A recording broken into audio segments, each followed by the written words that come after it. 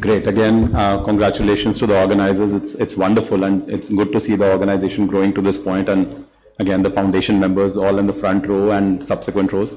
Thank you so much for the invitation. A lot of my job is already done by the first talk, and my focus will only be on exploring the role of foregland exploration and talking about current indications. As we just talked about in the discussion, largely it's going to be focused on sporadic per primum PHPT. But just as an outline to start off with, there are certain indications, and again, this is just a quick treatise on secondary, tertiary, and familial disease. Those are all multi-glandular disease situations which require multi-glandular management. So these are the indications for secondary and tertiary. Of course, there's multiple others, and we could go into nuances, but for the most part, we're going to be talking about sporadic per primum hypoparathyroidism. Very often you don't get two pristine parathyroids like this. Of course, older individuals, very young individuals, it ends up being a problem, which is probably why we're discussing this in the first place. So what we'll do is, this is the outline for the talk. We'll talk a little bit about the role of biochemical indicators, something that has been studied and discarded, but we will have one slide on that. Localizing radiology and scintigraphy. To add to Dr. Deepak's point, his second scenario, I think, was a trick question for Aditya. An ultrasound and a 4D CT both, I would add a scintigraphy to it, so before we would decide focused versus foregland. Intra-op localization, of course, there's been a sea change in that, and we'll talk about the only two randomized control trials that are currently there for NIRAF. Specific situations, just a couple of them, and of course outcomes in terms of whether we are able to localize these or not. So these are the tools, pre-op and intra-op. I did not put the ones that have older evidence and the ones that are currently not very well supported. But essentially, these have resulted in a foregland exploration becoming largely, for the most part, a focused approach. This is something I recommend reading, of course, more than 12,000 patients. And for the trainees in the audience, what's there to discuss, right? This is the age of focused, but there are specific indications in sporadic per primum primary as well. So we'll talk about that. Talking first about biochemical indicators, people as recently as this decade have looked at these, just testing calcium and PTH values, whether or not it predicted multi-gland disease, because the main problem or the bane of focused parathyroidectomy is the fact that you're not able to identify multi-gland disease in a PHPT setting. So they looked at this, and these studies essentially concluded that small gland size does not preclude single gland disease. Again, talking only within the realm of PHPT. And of course, it was not an indicator of multi-gland disease. This is about 2,000 patients. Looking at that in perspective, this is something I recommend reading again for all levels of practice. This is what I read as preparation for this talk. The European Association of Nuclear Medicine has practice guidelines for parathyroid imaging, relatively recent, but of course very relevant in this context, where they're not only talking about radiology, but also scintigraphy. Before we start on the individual modalities and what they currently offer in, again, sporadic per primum PHPT, it's important to know that usually, as most of us do, as was evident in the discussion and Aditya's great talk, we normally try to combine some radiology with some scintigraphy. When it comes to scintigraphy, the MIBI, of course, is something that most of us have at our institutions. And of course, the sensitivity is high for single gland disease, but this is the bugbear again, right? 61% for multi-gland disease. Tracer washout is unpredictable, and that's largely what is being considered as the reason for this low sensitivity. But it's obviated somewhat by doing something called a dual tracer study. I hope there are some nuclear medicine physicians in the audience who can opine if time permits and if the chairperson allows. These are the two isotopes they've used by doing a dual tracer study. Apparently, it reduces the risk of a false negative, therein increasing the sensitivity. When you look at SPECT-CT, because I'm supposed to argue in the favor of foregland, so we are only talking about caveats here. Of course, there's multiple advantages. But the false positive SPECT-CT happens in these scenarios and a false negative happens in these scenarios. There's something called a dynamic or subtraction imaging that I'm just mentioning at the bottom because that's used as a problem-solving tool in these cases. Coming to radiology, and of course the gold standard, or what we typically end up offering as your primary diagnostic platform, along with one scintigraphic study, is a high-resolution ultrasound. There are caveats. Again, we are discussing caveats, which is the scope of this talk. If you have thyroid nodules, if you have small glands, and if you have multi-glandular disease like we've discussed, that's a caveat for not just scintigraphy, but also ultrasound. So the ultrasound becomes less sensitive if that happens. Of course, if there's an intrathyroidal parathyroid, it becomes an issue.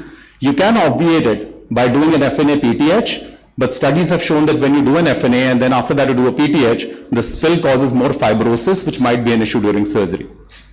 There are indications for FNAing. Keep it select though.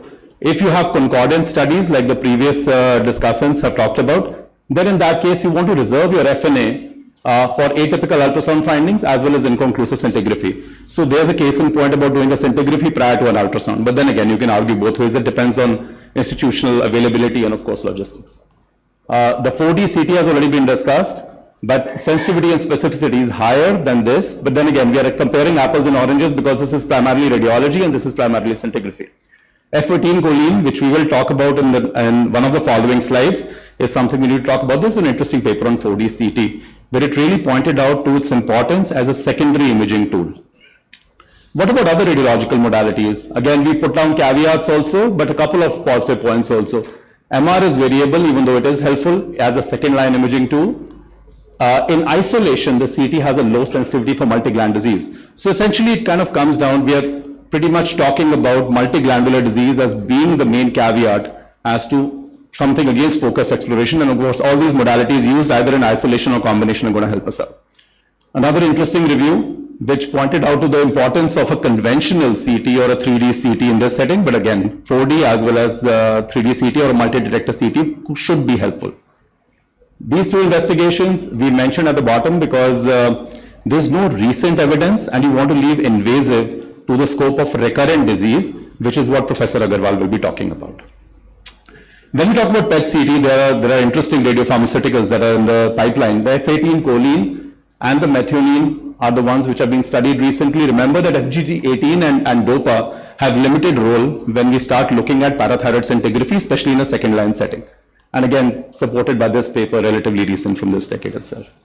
Couple of special situations. Just 5 days back, we got an ectopic adenoma, and that again points out to the importance of scintigraphy for the workup of PHPT, because for the most part, your radiology is going to be organ or region specific. So scintigraphy is the only thing that will pick up an ectopic adenoma, and therein you can flesh it with further anatomical studies as required. Carcinoma, again, distinguishing from adenoma is of course a challenge, and sometimes when you have a carcinoma, you want to go to the opposite side, and that's an indication for technically what you can call a foregland. Ultrasonography might help you distinguish an adenoma from a carcinoma, and of course a PET will typically help you and you want to use the neoisotopes, but this is a case I would discuss in tumor board before doing anything. This is a homage to Dr. Patel.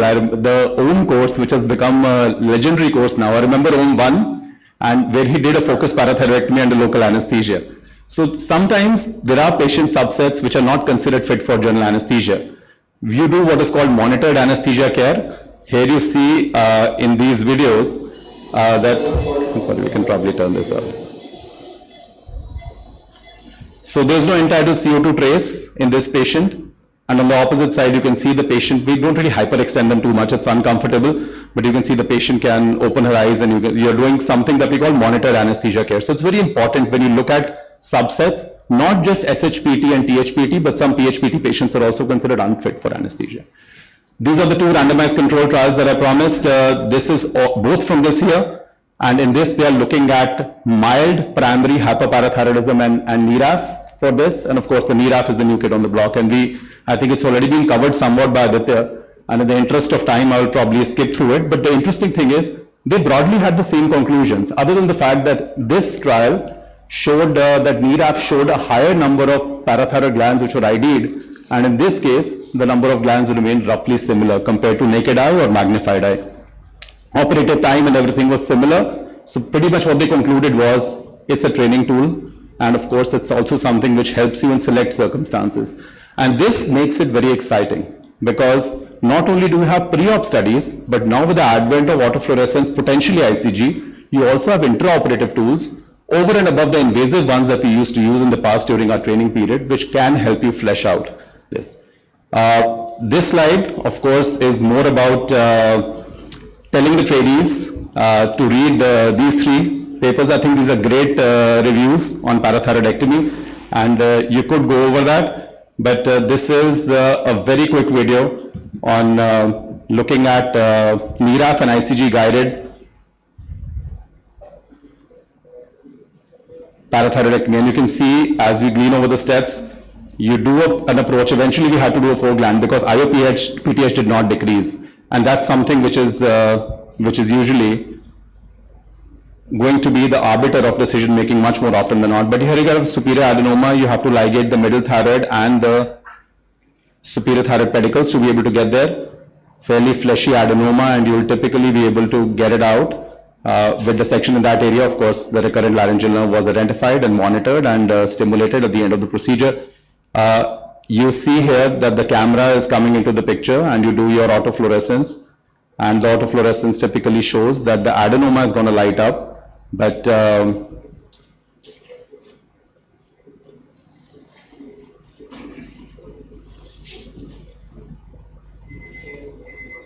yeah, so you have a normal parathyroid gland in that area which corresponds to the anatomical location, but superiorly if you see the adenoma is not lighting up, the native parathyroid would, and that would be typically what you expect as well. When you add ICG to this armamentarium after removing the gland, and again, advice to the trainees, sometimes the adenoma appears stuck, but there's usually a pseudocapsule between the thyroid gland and the adenoma, so you want to make sure that you are able to dissect it out if possible, otherwise you end up doing a hemithyroidectomy in that setting.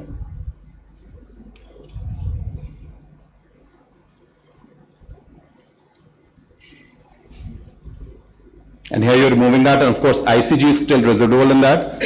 Always measure your sizes, and that's something we've learned since our training period, and compare it to the high resolution ultrasound to make sure that you actually manage to get the entire thing out so that you can maximize the operative success in your particular case. And of course you do a check scan at the end.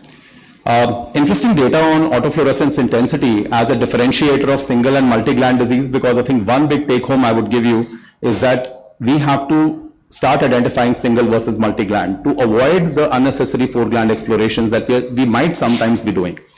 So interesting paper, this is from Erin Berber, who's at Cleveland, and of course has written a lot of work on this. So they looked at single adenoma versus multi-gland disease, and they realized that the other aspects were similar, as you can see in the table on the right, but the autofluorescence intensity was different for multi-gland disease. So that might be an indicator for the future to help us decide whether we are still going to do focused or whether we can actually pick up pre-op multi-gland disease in that setting or intra-op, and it will help us in our decision making as well.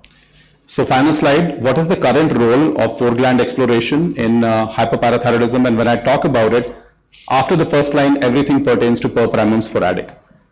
A 4-gland exploration is the primary technique for parathyroidectomy in secondary, tertiary, and familial disease. So don't consider anything other than a 4-gland exploration in these 3 scenarios. When it comes to sporadic PHPT, you want to use concordance of one scintigraphic study and at least one radiological studies to be able to make sure that you're able to make a good decision before you go ahead with focused exploration.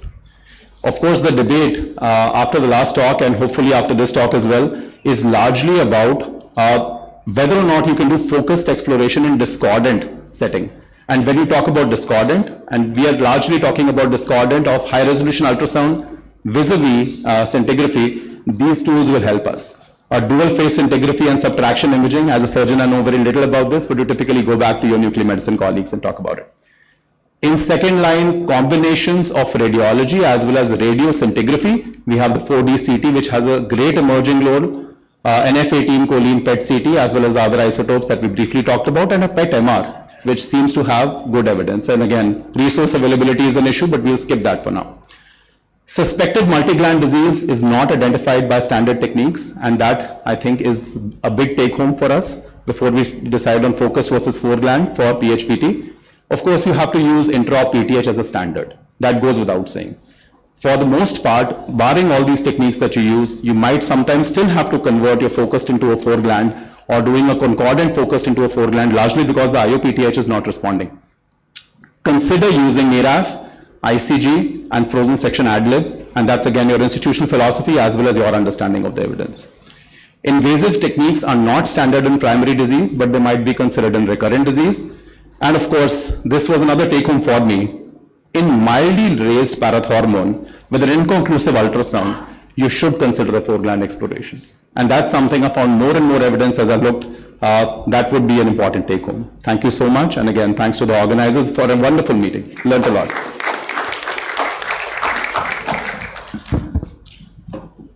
Dr. Shamit, thank you. Excellent talk. Any experience with using NIRAF for an adenoma? Yes, I think that video which we abbreviated is largely, it was just a vignette. We are very early into NIRAF right now, just a few months. We've been using it, if I review literature for an adenoma, we end up using it because we have the technology, but as you'd agree, if you have good pre-operative localizing that is concordant, and when I say that, we use our standard 2 investigations, the custom EB as well as a high resolution ultrasound. For the most part, you have the confidence, but if you have the technology, use it to increase the sensitivity. So Professor Agarwal and I were just talking about, I think, Abhishek, the evidence is going to stack up, I think, in the future, that when you keep on adding modalities to your pre and intraoperative localization, does it really change the sensitivity? Correct. Of course, you could do 10 things, right? Or you could do all these things, and if your institution has it, you might want to extrapolate it, but the cost-benefit analysis will not justify it. But we use it just because we have it. So, of course, also for adenoma, the NIRAF would almost be like a negative imaging where the adenoma itself is not... so we talked about that, right? I'm sorry, the video was longer, so I just did snippets, but in that we clearly showed in the right thyroid bed, inferior was bright and the adenoma did not light up. But so can I just make a comment about the using the near infrared autofluorescence for adenoma? Of course. So as you correctly said that in adenoma, when the whole gland is replaced by adenoma, it does not light up on the NIRAF. And the thing is, what you see is the cap test. So wherever is the normal pushed parathyroid gland is there, that only lights up. So that's how you see and read your NIRAF when you are doing it for adenoma. It is not the same thing what you see it in the thyroid gland. Of course, paradoxically, like you said, the normal parathyroid is actually your guide to the abnormal parathyroid in the same bed, of course. Very well covered. So my comment is on intrathyroidal parathyroid adenoma. It is very rare. If you see the ectopic series, it's one of the ectopic, if you say that. But it is very, very rare. If you find one, you will get a paper in any journal. So it's very rare to find out an intrathyroidal parathyroid adenoma. I think, okay, saying you have one in your series and one, we have only one in 138. Is the 601? I've got two if I'm going to go into any case. But it is difficult to diagnose, and they've both been referred to me from KEM across this. They've got a great endocrine department. And that intra-PTH, I didn't know when I did it once at Apollo. I just stuck the needle into the parathyroid. Apparently you do that and you draw blood from, you also do sternocleidomastoid, one of the straps, which I didn't know. That's just a learning point for everybody. But I want 2 points which are many of us work in institutions where we don't have intra-PTH. Many of the youngsters work in that. And a parathyroid is a lucrative operation to do. You go and pick it out and you're good 80-90% of the time. It's a single gland adenoma. So would you always recommend mandatory PTH? Or like Deepak said, when you have concordance, and there's a very nice scoring known as CAPTHUS, CAPTHUS. If you have calcium above 3 millimoles, PTH double, you have ultrasound and you have system EB and concordance, you get 1 point for each. And if you have more than 3, near 100%, it will be single gland adenoma. And it's just for people who are operating and don't have PTH. But if you have discordance, please don't do it if you don't have intra-PTH. And my last point for the guys who do a lot of endocrine surgery, what happens if you break the parathyroid? I've got a patient, 2 in fact, again, who've come with parathyrosis, operated elsewhere. So what do you do on table and how do you manage these cases? Yeah, we had one case of parathyromatoses. After I think 19 years, that patient was operated somewhere in north, and after 19 years she came with multiple lesions and very high PTH. And we literally did the entire clearance of like a central compartment node dissection. That is that kind of a surgery we had to do, but then fortunately we could do it and she did well. Dr. Shamit, one question. You started as a focus 1 parathyroid. PTH does not come down. You do the same session 4 gland exploration or the next? So you taken the consent for 1 parathyroid surgery. Yeah. So I'll answer this question before I, again, preaching to the choir, lots of seniors, and again, good points to hear from them. If I'm getting a PTH which is not decreasing, and if I have a good assay with me, and in that case, I would typically wait for the PTH to drop. Now, doing the 4 gland exploration in that setting, especially when in the age of INM, and I would say AF as well, is something which does not accord in our hands, at least, a lot of morbidity, additional morbidity. I would go and look at that because intra-op PTH will be a driver in those cases, especially the ones that Sir mentioned, where you have a discordant imaging with scintigraphy. Sir, to mention, or maybe not to add on, of course, but a couple of points about intrathyroidal. I think I mentioned that during the video snippets. A lot of times it's diagnosed as an intrathyroidal adenoma on your radiological study, but for the most part you get that fibrous capsule. I think we've been guilty of inducing that inflammation by sometimes subjecting them to an FNA just because we thought it's an intrathyroidal adenoma or a thyroid nodule. So that was one point. And of course, regarding PTH, we've been through that learning phase ourselves where we did not have intra-op PTH when I started out. But there are assays without any relevant financial relationships on regular intact PTH hormone analyzers which are present in all hospitals. One of them is Siemens Turbo PTH, and that gives you an answer in about half an hour. If your patient can tolerate that additional anesthesia well, you might want to do that monitored anesthesia care setting in that case. But if they can't tolerate it well, then we would add that. And that's how we started off before we got the conventional IO-PTH. Please. I take profit of the comment on the intrathyroidal parathyroid and what you said about punctioning a parathyroid for preoperative localization. I think everyone should keep in mind that if we have intraoperative PTH in our setting, it's very easy to stick a needle and